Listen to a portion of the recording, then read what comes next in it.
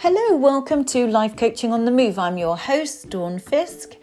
This is the podcast that shakes things up a little bit, that gets you thinking. If you've never listened to this is me. I'm a life coach and have been for the last 19 years, and a trainer and a guest speaker, all of that. What I do on this podcast is just chat. I don't have a script. I haven't got any notes. I don't edit it. You just hear me chatting about a particular subject, and there are 98 previous episodes. Next week is my 100th episode birthday.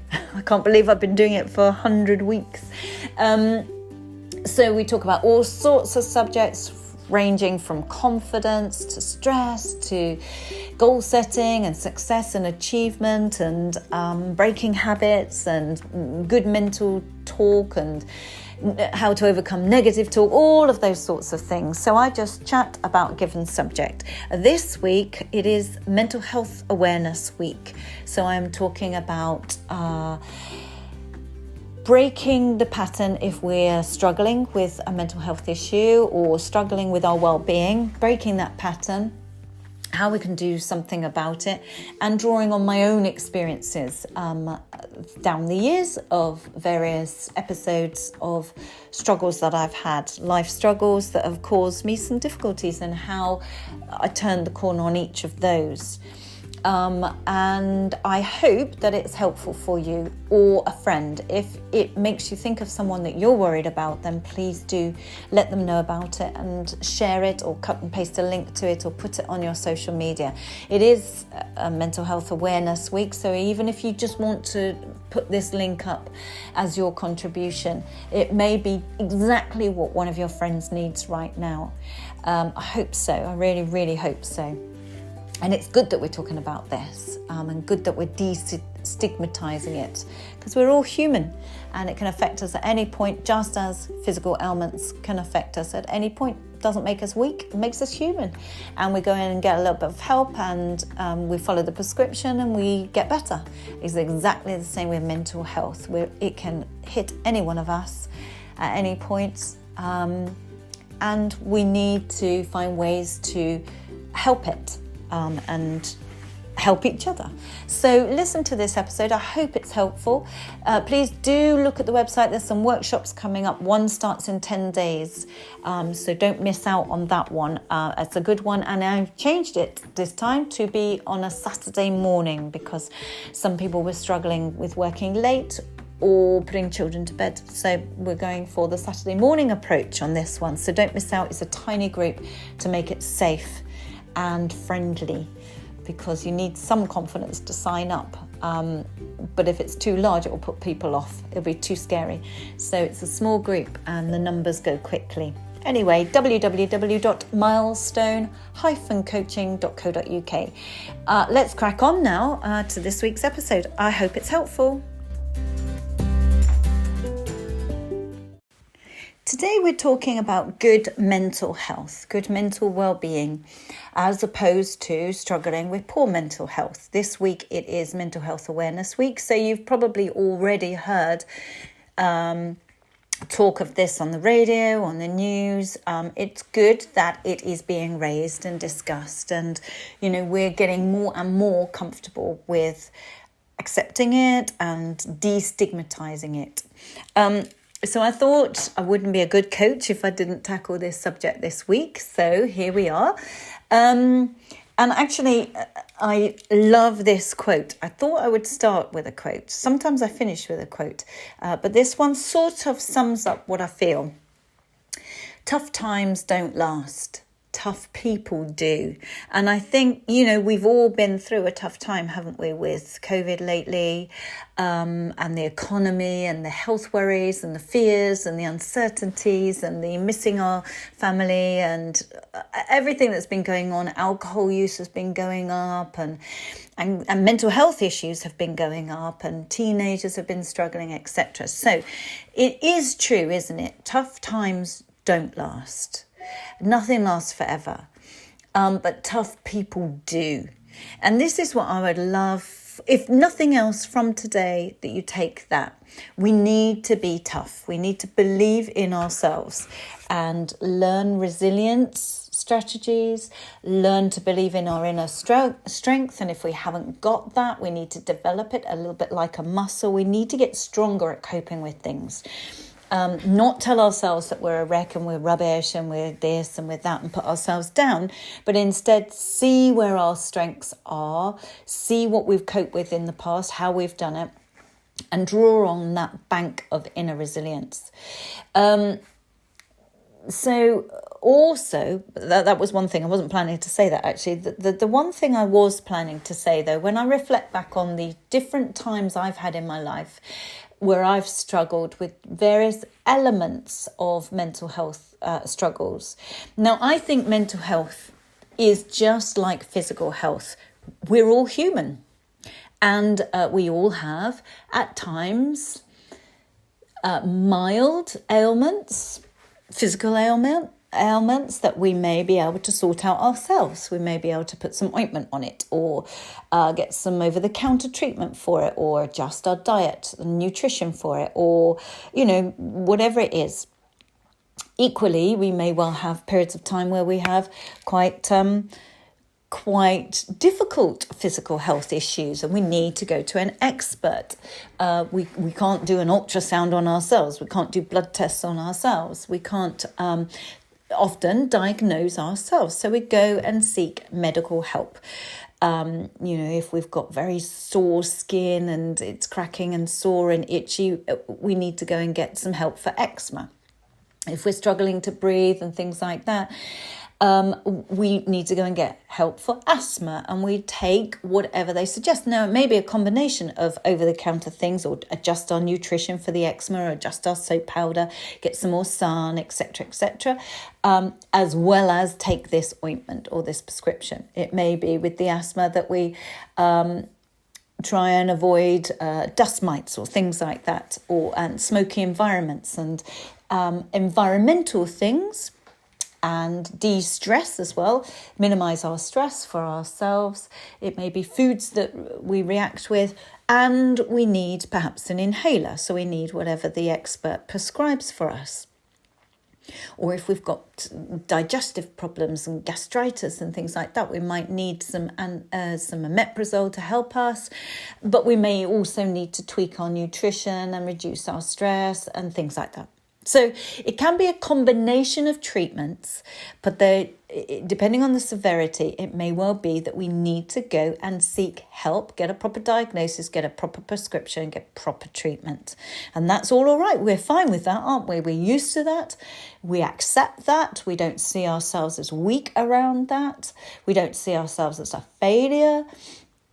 We see it as part of life, and actually it makes us stronger, it makes us better, it gets us on top of our asthma or our eczema or whatever it is, our illness, and we can carry on living a better, healthier life and have an extended length of life. We take antibiotics for an infection, we live longer. We didn't used to have antibiotics, we had a much shorter lifespan. If we got cut our finger, got some bacteria in it and went septic, if we didn't get antibiotics years and years ago, we might have died from that cut finger. Now we don't. So we have stronger lives, better lives, stronger health, better health, and more extended health and life, longevity as a result. And yet, mental health is part of that. We're a big picture. Mind and body are connected. We've talked in the past about how our mind can affect our body, how our mind and our belief system, i.e. placebo, if people in drug trials believe they're getting a new treatment and it could be helping their illness or their symptoms or their pain, then in every drug trial that there is carried out, there is always a placebo effect found. In the control group that's receiving sugar treatments or whatever it is, no treatments, they still find generally around about 30% placebo effects, sometimes higher, 40, 50%, sometimes as high as 70% placebo effect. That's a very real finding with real relief in symptoms or reduction in pain or increased mobility or whatever it is. It's very real. And yet they hadn't had the treatment in the first place. And this is because if the brain believes it's going to get better, it starts to help aid that improvement and it starts to heal the body. There's loads and loads and loads of science and research to back up the effect of the power of belief, both in sport and athletics and health. So the mind and body are one thing. So if our health can be positively impacted upon by a good mindset, then we need also to realise that our mental health is part of that big picture, is equally as important and is equally as normal for us humans to be at risk of some mental health issues at some point in our life. It doesn't matter what class we are or ethnicity that we are or career or how, it doesn't matter, or age. It doesn't take any of those factors into account. Mental health issues can affect any one of us at any time because we're human. And it's not that we are weak. We've got to get rid of that belief. It is not a sign of weakness. Just as getting a tummy upset or something is not a sign of weakness or a physical ailment. It says nothing about us as people. It's just a physical ailment that we have acquired or caught or developed along the way. Same is true of mental health issues. So back to my phrase about it's not, tough times don't last forever. Tough times don't last. Tough people do. And I believe the tough people are the ones that do something about it. They seek help in some way. And it could be self-help. They're doing things to help themselves, a bit like the asthmatic or the person with eczema or whatever that might tweak their nutrition or tweak their washing powder or whatever to help and facilitate their improvement. Tough people do that with their mental health. But it may also be that it gets to a point where they need to go to a specialist or an expert and seek help.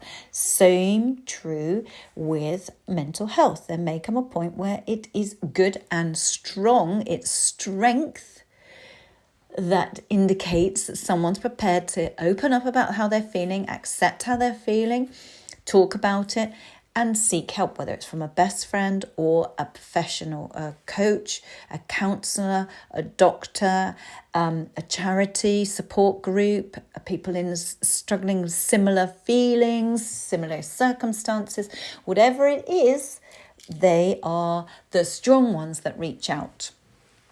And, the other phrase, tough times call for tougher decisions. They're hard. Sometimes it's hard to talk about these things and admit that you're struggling.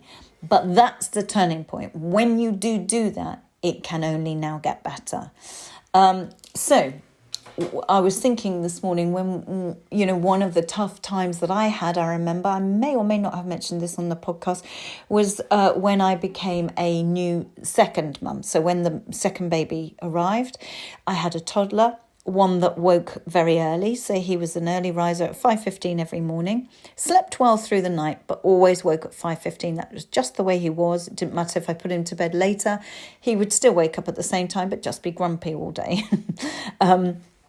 So the new baby arrived and he screamed virtually from the moment he was born for about 3.5 years. He didn't sleep through the night for 3.5 years.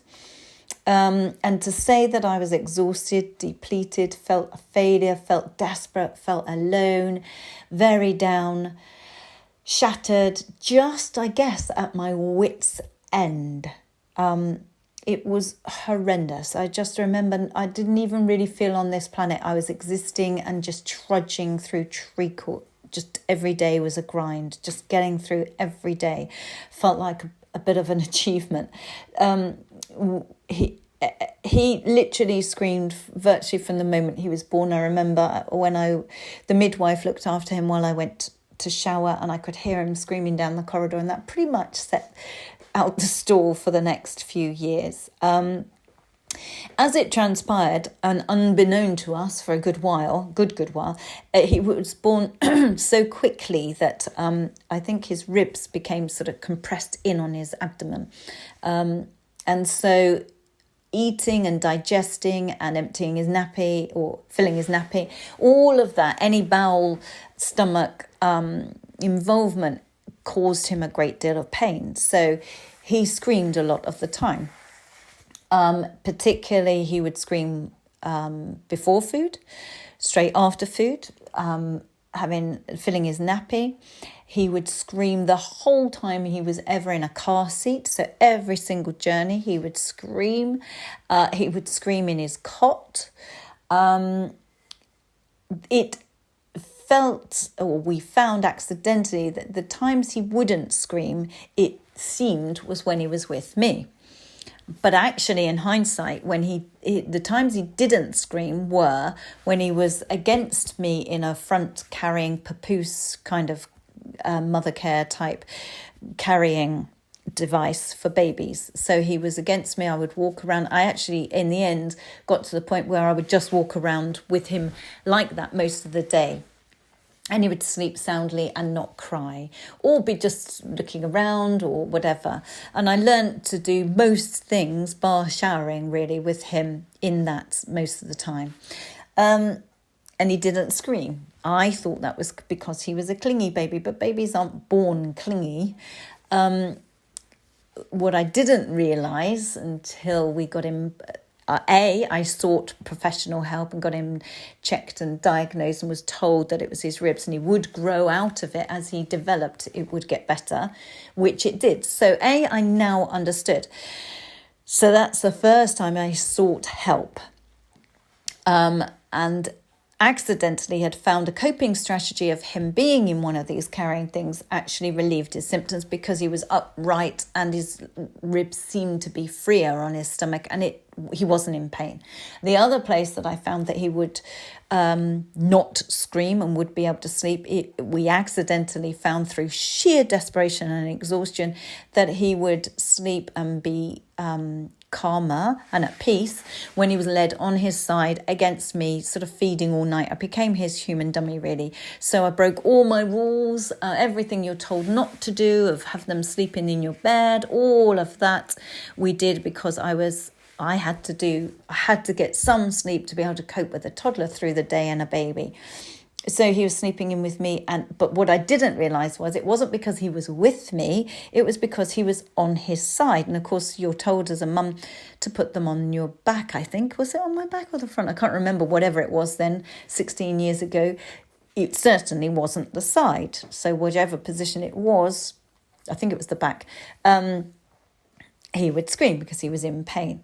So I found coping strategies to just keep me sane and keep us through. But of course, by the time we had him diagnosed and he grew a little bit and developed and grew out of it, we had grown into really bad habits, bad coping strategies, learned behaviours, and it carried on and it carried on. And of course, as he got older and older, and then he could walk and toddle and he could call out and things like that. I would just continue it just to get some sleep. I was exhausted, and 3.5 years down the line, he was still calling out at night and crying and waking, and he hadn't broken that sleep pattern. He would scream in his cot and call for me or whatever, and by then he was in a bed, so he'd get out of bed and come in and crying, and 4 or 5 times a night. It would just be horrendous. And I was at my wit's end. And I remember the turning point was at school, in the playground, dropping off at preschool, and I must have looked like death warmed up. I can't remember whether I was upset or what. But anyway, one of the mums was talking to me, And she said she would come round and chat with me and have a cup of tea and find out if she could help. She was a health visitor. She wasn't my health visitor. She wasn't in my surgery. But she said she would come round as a friend and a mum. She wasn't a close friend. She was just one of the mums in the playground that I happened to start chatting to. We had never done cups of tea at each other's houses or anything like that before. But thank the Lord, she was sent a bit like an angel, really. I was so grateful. She came round and we sat and chatted and talked it all through, and I admitted what was going on and how horrendous it was and how I was just existing. It was impacting on our whole family. It was impacting on my firstborn toddler because he wasn't getting the best out of me, and the secondborn because I was just dead on my feet through the day, grumpy, not coping at all well. It was affecting our whole family dynamic, our relationship, mine and Neil's relationship. It's just awful. At the same time, throughout that, we'd also been, I'd been looking after or there with my mum because she was fighting cancer. She'd been through a stem cell transplant while he was a baby. And of course, she couldn't help out, never have him and give me a break and let me sleep because she was going through her own time. And in fact, we lost her through that time as well. And my dad's dementia then worsened significantly when she went. So as a extended, wider family, we had our issues too. And luckily, the health visitor friend gave me advice. She was an expert, so she coached me or told me what I needed to do, how to break the pattern. Of course, as I've already said in previous podcasts, if we keep doing the same thing over and over again, we're only ever going to get the same outcome. She could see from the outside looking in, and with her expert knowledge, and she'd seen this many times before, that we needed to break this pattern. We were in a really bad cycle, a pattern. We needed to break it. I needed to do something different to get a different outcome and to solve this. And she gave guidance on the fact that, right, okay, decide you're going to do this. Don't even attempt to get any sleep. Write the night off. Plan the next day to sleep. Get your husband to take the children off for the day. Let you sleep and catch up because you will get no sleep tonight. Just write it off. And all you have to do is just keep taking him back, not looking him in the eye, not getting drawn into any kind of conversation, not putting the lights on or anything like that. Just become a boring robot and repeat the same monotone voiced phrase, which she got me to choose what that was going to be. What do I normally say to him? And I said I usually, somewhere in amongst all of the goings on in the night, say, night, night, I love you. So that became my phrase. I just had to keep only saying that. Nothing else. Take him back into bed, night, night, I love you. Take him back into bed, night, night, I love you. And keep repeat. And I must have done it around, 70 times through the night. And on her advice or her warnings, she said it would be horrendous. It was, but that the second night would be nowhere near as horrendous, and the third would be nowhere near again. It would get better and better. She was absolutely right. The second night, maybe only 30 times. The third night, none. He slept through. I had my first full night's sleep. She cracked it. It took only those few nights, but we had to break the pattern.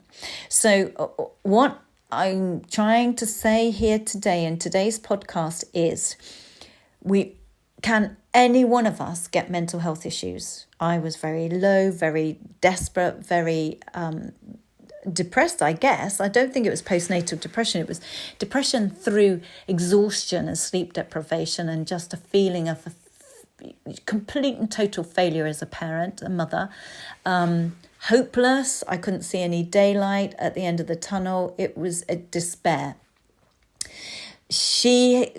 By opening up and talking about how I felt, talking about what was happening, acknowledging it, hearing myself say it, and turning to somebody who knew what to do and get expert help, we solved it. So that was my first experience of having to admit to something and getting their input and changing it. The other one, which I may have mentioned previously, was when I was very stressed. Then a few years later, one of the carers for my dad, as his dementia worsened and he couldn't cook for himself because he would set the cooker on fire and things like that. We have to take it in turns, the sisters, to go in and cook his lunch, go and do his supermarket shopping, do his washing, do his cleaning, do everything for him, really. Bath, take him for haircuts, dentist, hospital appointments, the lot. So we took it in turns. We had a shift pattern. We had a book that we'd write in what we'd done and what needed to be done, who was going to do that day, who was going to do this day. Also, at the same time, running my own home, my own business with clients, my own marketing, my own invoicing and admin and everything. Working with clients, my own children, running my own home and family and husband and dog. Don't forget the dog. So I'm a type A personality. I'm always on the go, rarely at that time would relax or chill out or anything. I would just go. From the moment my feet hit the floor in the morning till the moment I would drop at night, I'd be on the go. So my stress, I think I was suffering from stress, just by sheer overload of everything, juggling so many plates in the air, school pickups, remembering this birthday present for this party, and they needed this costume for this show, and all those sorts of things when they're that sort of age. What PA kit they needed today, what packed lunch they needed, so on and so forth. You're trying to remember so many things. And my life was no different to so many other people's.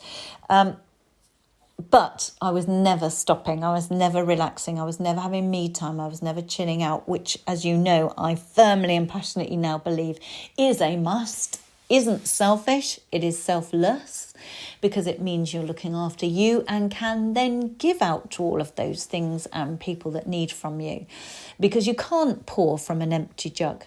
But I didn't take my own advice at that time, and I went 100 miles an hour 24/7. And as some of you may know from previous podcasts, I fell very critically ill and suddenly with no warning, and ended up in hospital in London, in a specialist hospital in intensive care, not expected to pull through the night.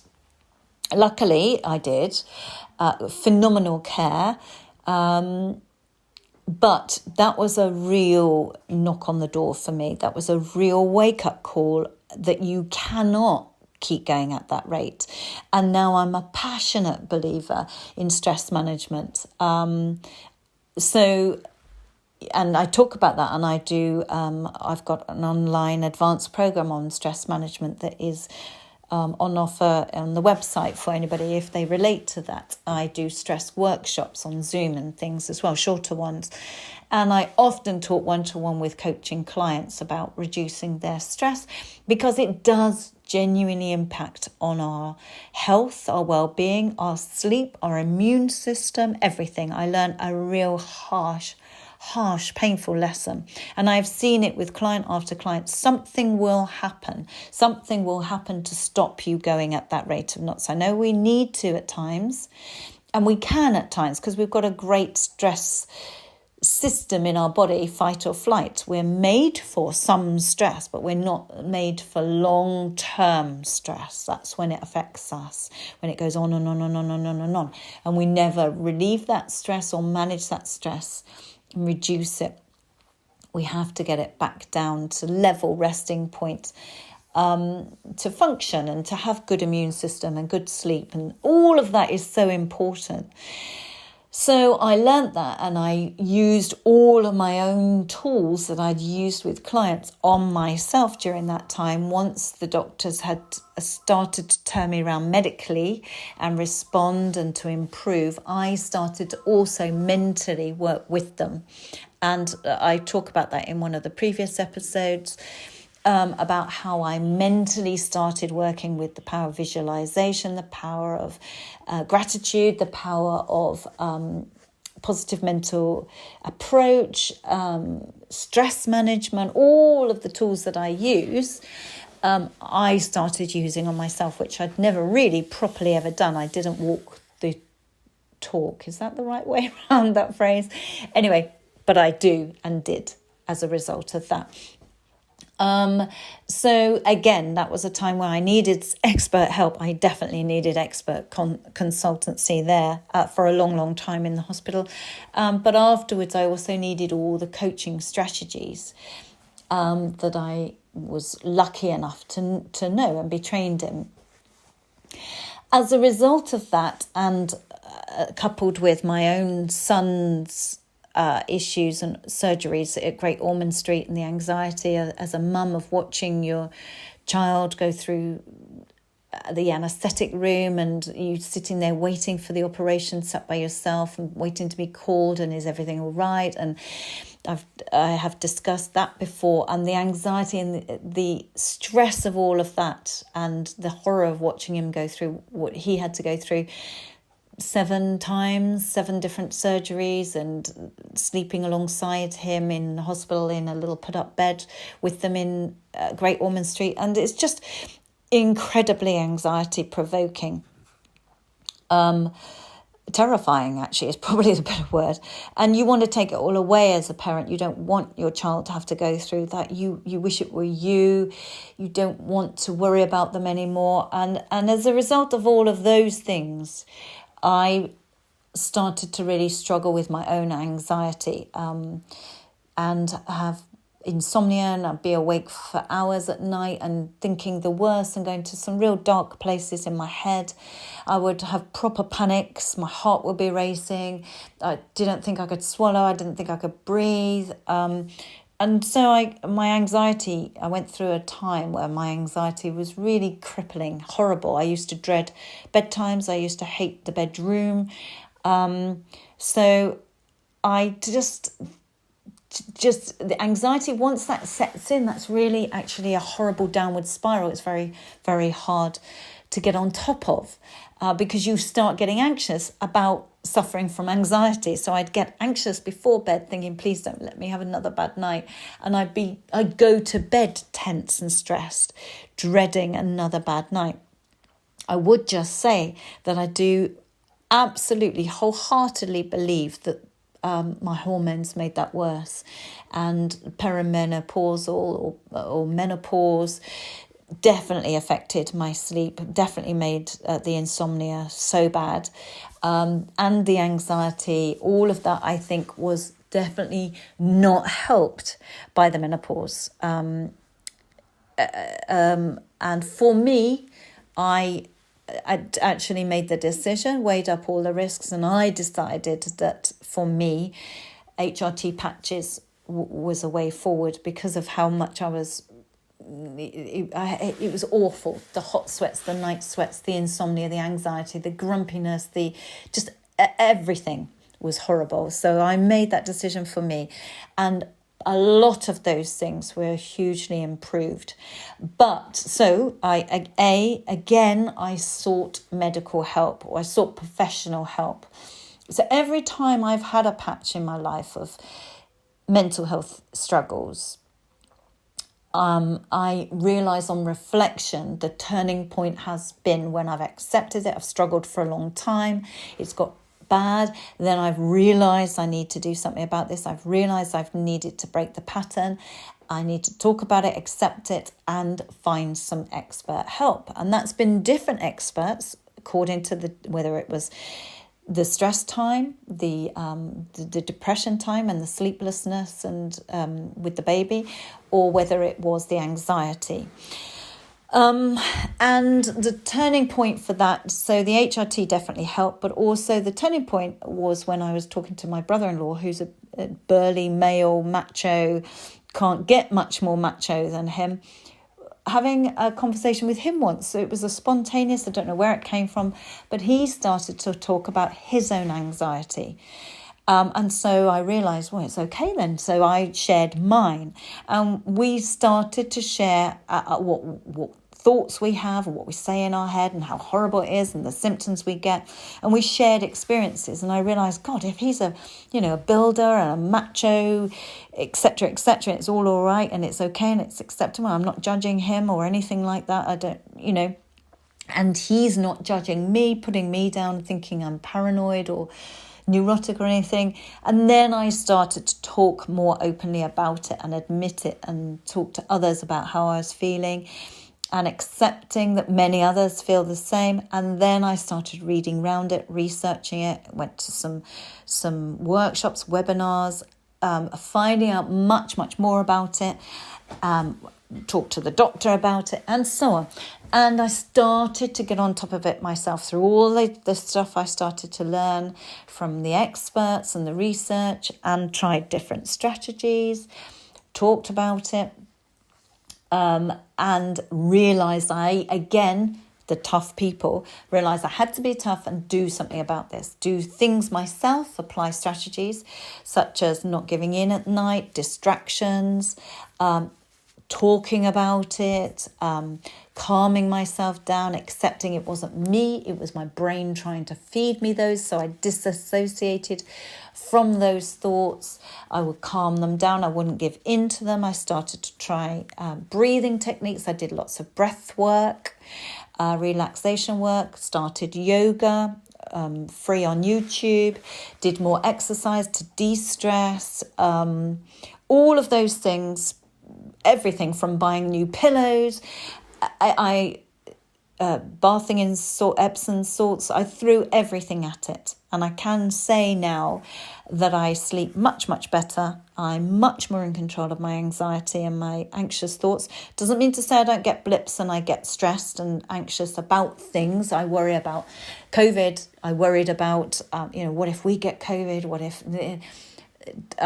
the anxiety started to tried to creep in, but I knew that I could manage it and keep it in check and not feed it and not entertain it, not let it in too much and get a hold of me. I learned enough strategies where I could just manage it and it not manage me. That was the turning point. I know I can manage it myself now. And if it does get really bad, I know I will go and get some help.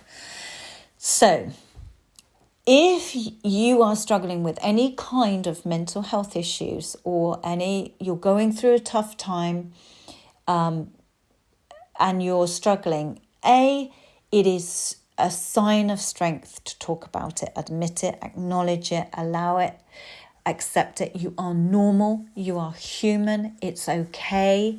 It's not a weakness, it's perfectly normal part of being a human being. If there's any weakness at all, when I look back on my life, it was struggling for too long. I shouldn't have struggled for 3.5 years. I should have asked for help before then. I should have asked when he was maybe a year. Well, most 2 years, not 3.5. I could have not wasted and lost that time. I lost a few years of my life. I lost me in that time. I didn't know who I was anymore. So my weakness was not asking for help sooner. I should and could have done something about that much sooner on reflection. At the time, you don't see that. So you're in a downward spiral. So ask for help. Talk to people.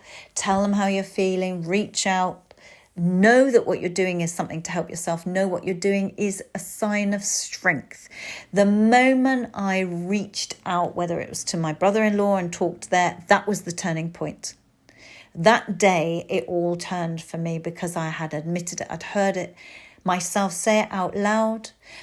The day I fell ill and ended up in hospital was the turning point. I was in professionals' hands now, and now I could do something with them about it. The day I talked to the mum in the school was the turning point. So don't struggle with this anymore by yourself. Don't keep it in.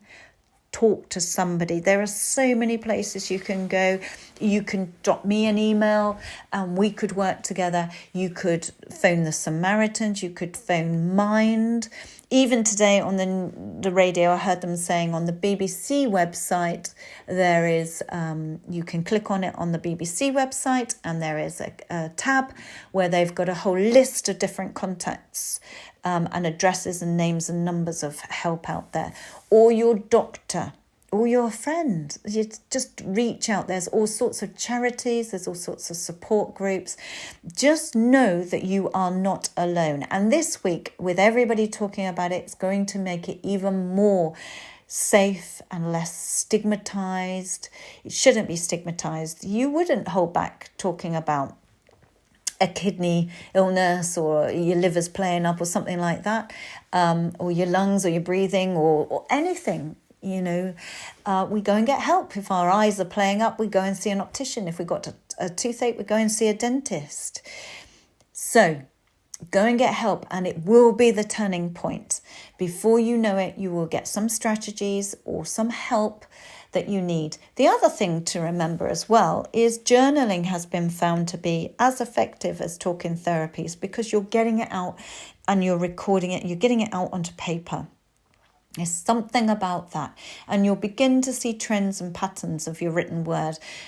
Oh, so when I don't sleep, then I feel this way, and when I don't eat very well, I feel that way. And you'll begin to see trends and possible triggers as well. So add in some journaling there.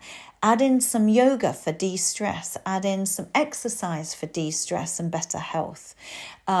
And connect with other people. That's always the answer. It's not struggling by yourself. It's just being with other people, whether it's depression or stress or anxiety, just other people's companies. And now that COVID is, we're coming out, many of us are coming out the other side of the lockdowns and things like that. Reach out. And I was only saying to a friend this morning, when we're struggling, we go inward. We go inward, introspective, it's all absorbing. Our brain takes over, our head takes over. It feeds us lots of negative talk. And we stop doing the things, we stop the yoga, we stop the exercise, we don't go out and meet our friends. And that is actually the worst thing we can do. It's the thing we feel like doing.